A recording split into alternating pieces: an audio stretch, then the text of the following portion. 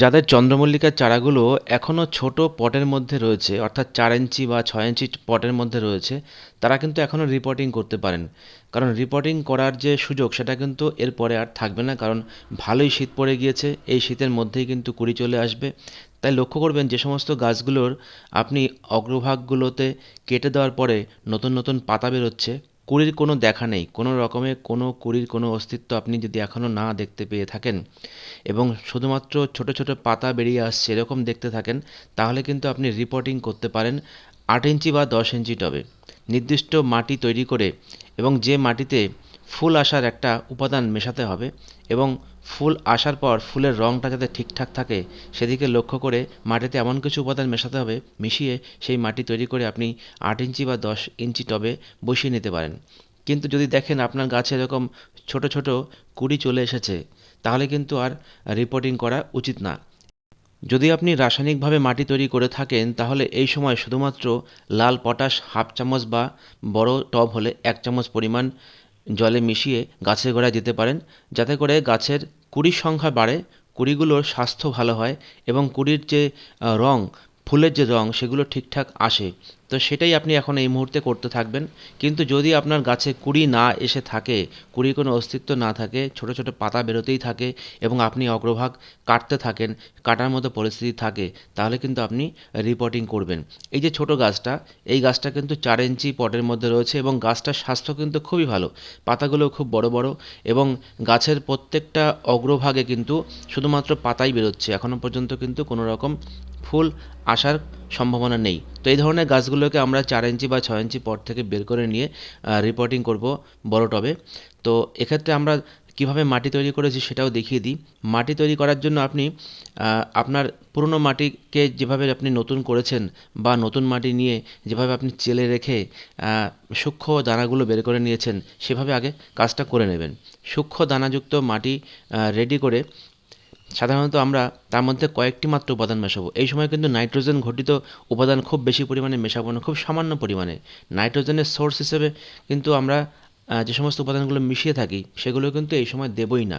খুব সামান্য পরিমাণে যে সমস্ত উপাদানগুলোকে আমরা দেবো সেগুলোকেই আমরা এখানে রেখেছি। আর মাটিটার মধ্যে সামান্য একটু আর্দ্রতা থাকবে, যেন চাপ দিলে একটু দলা দলা ভাব চলে আসে। এই ধরনের মাটিতে আপনি রিপোর্ট করবেন। তো এই জন্য আমরা মেশাবো সাধারণত সিং চাচা, মেশাবো বোন ডাস্ট, খুব সূক্ষ্ম যে পাউডারের মতো বোন ডাস্ট পাওয়া যায় সেগুলো, আর মেশাবো বাদাম খোল। এই বাদাম খোল কিন্তু ফুল আসতে এবং ফুলের রং ধারণ করতে, মানে ফুল যে রঙের আসার কথা সেই রঙটাকে আরও উজ্জ্বল করতে সাহায্য করবে। আর কিছু পরিমাণ মেশাবো কোকোপিট। কোকোপিট মেশাবো কেন সেটা আপনারা অবশ্যই জানেন। মাটির মধ্যে ড্রেনেজ সিস্টেমটাকে ঠিকঠাক রাখার জন্য, শিকড়ের চালনার ক্ষেত্রে ঠিকঠাক রাখার জন্য আমরা কোকোপিট মেশাবো। বাদাম খোল মেশাবো বললাম, বাদাম খোল হচ্ছে ফুল আসার জন্য, ফুল আনার জন্য এবং ফুলের রঙটাকে ঠিকঠাক ধরে রাখার জন্য। আর সামান্য নাইট্রোজেন সোর্স হিসেবে দেবো আমরা শিং চাছা। এই সমস্ত উপাদানগুলোকে আমরা ভালো করে মিশিয়ে নিয়ে মাটিটা তৈরি করব।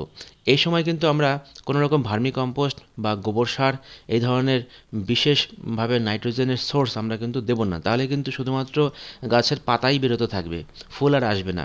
তো নাইট্রোজেন সোর্স খুবই কম। আর সেই সঙ্গে কিন্তু বাদাম খোল বা আপনি যদি রাসায়নিকভাবে মাটি তৈরি করে থাকেন, তাহলে সিঙ্গেল সুপার ফসফেট যদি হাফ চামচ মেশান, তাহলে পটাশ মেশাবেন অন্তত 1.5 চামচ, লাল পটাশ, যেটাকে বলা হয় এমওপি।